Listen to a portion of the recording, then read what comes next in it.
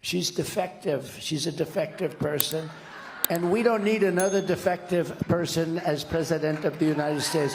We just had that. I think if she were a Democrat, it would have been, it's much easier to be a Democrat, let me put it that way. Apparently you don't have to take any interviews. That's right. You don't have to do anything. We saw that the other night. And you won't see too many more interviews. And I have a debate coming up with this one. And she didn't want to debate. She didn't want to debate. They were not happy about it, but they got the network that they wanted. This network is the worst of all.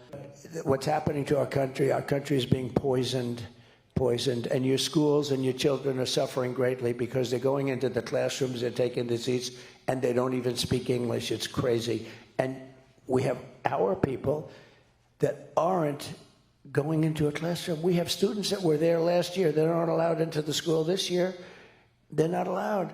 It's crazy. We have our veterans sleeping on the streets, and we have illegal immigrants coming into our country living in luxury hotels above where the veterans are.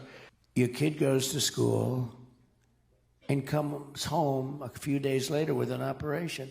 The school decides what's going to happen with your child.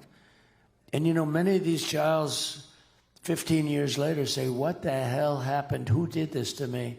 All of the things we're talking about, no men and women sports, no gender operation. I mean, there's these operations, it's crazy.